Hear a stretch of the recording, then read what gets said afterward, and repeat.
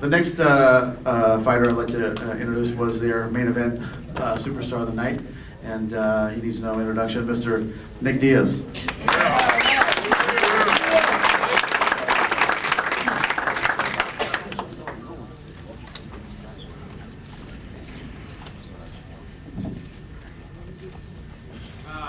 Hey, how's everybody doing tonight?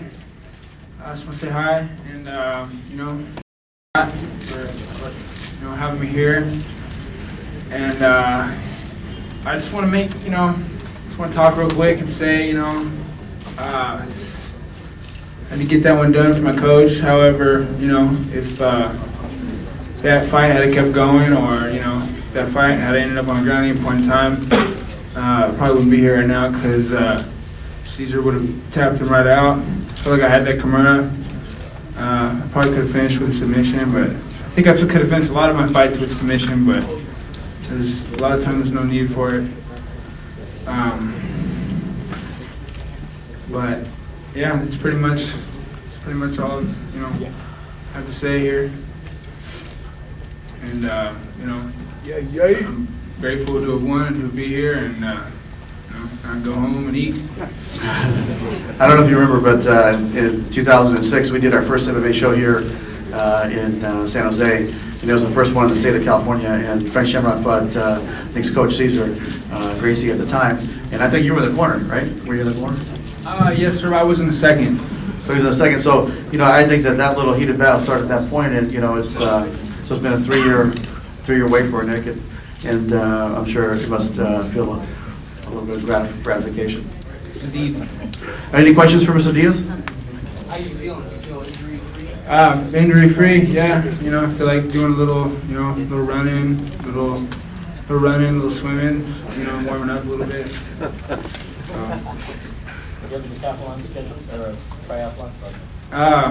I do. I had a friend of mine that takes me on the bike rides, with a lot of these pro bike riders, and it's been getting me in really good shape.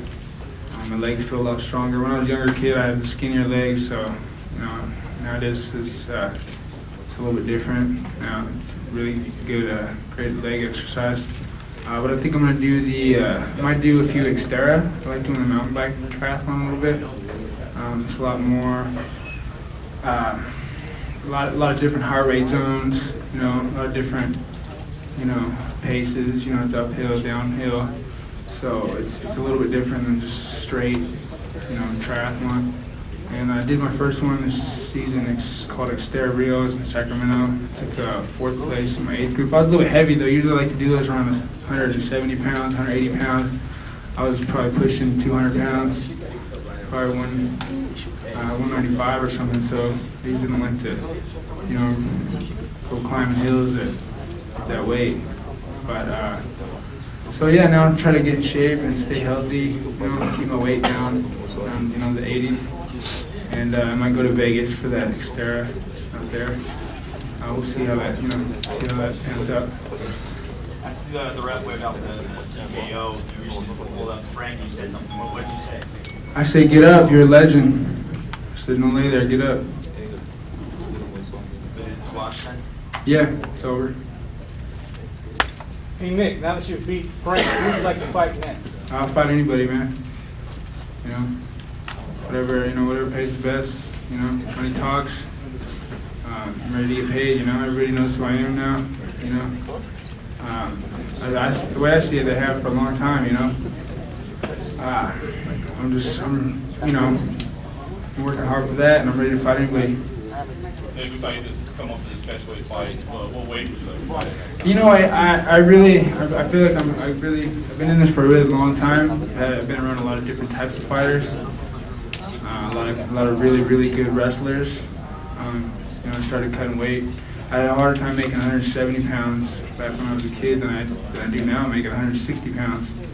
And I walked in today probably about 195 pounds, and probably at least about 189, 190 right about now. So I feel like I can put on the weight and fight any weight I need. I'm gonna need to fight at. So I'm just as tall as some of the fighters that fight at 205. So if we can get some more of them exhibition bouts going like this one tonight, and I welcome him. Obviously, you got pretty confident there, a little bit showing shit in there. At what point did you feel in control? Or was that part of the game? Yeah, that's how it goes, It's just how you fight, how I fight. I don't know. He's got shorter reach than me, so I'm trying to get him to, put that right hand of death so I can counter, or whatever. But that's all, just trying to get him to throw it. Yeah, like he was holding something. I was like, "Do you got something for me? You're holding it back? Throw it, And I just put my head in there. That's what I said, I said I'm gonna go put my face right up in this mix. And he's gonna have to throw punches at it. And if he doesn't, then I'm gonna throw all the punches. If he does, then I'm gonna counter him, throw my punches. So just had to get him to, try to get him to throw that right hand. That's what I worked on with my trainer, Richard Perez, and I had some really good sparring over Virgil Hunter. Brought down some. So Virgil Hunter is Andre Ward's boxing coach. Andre Ward, he won the Olympics in 2004, the U.S. And I support him. He's got a fight coming up here, so I'll probably get in the gym and start working out with him for his next fight. And but I was really appreciative of him. He brought me down some sparring. So I had some good work for this fight. How do you think you'd match up with Kong? Kong's not a complete fighter as far as I'm concerned. At least from what I've seen, he's never fought anybody. I feel like it's time for him to fight a real MMA fighter. It's not that Frankie Shamrock's not a real MMA fighter, but he's old school. And nowadays, I've been,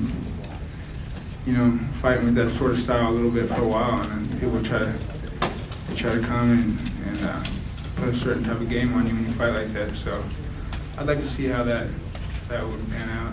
I think I don't know. I hear he's retired though, so we can get him to come back. I'll fight whoever, whatever.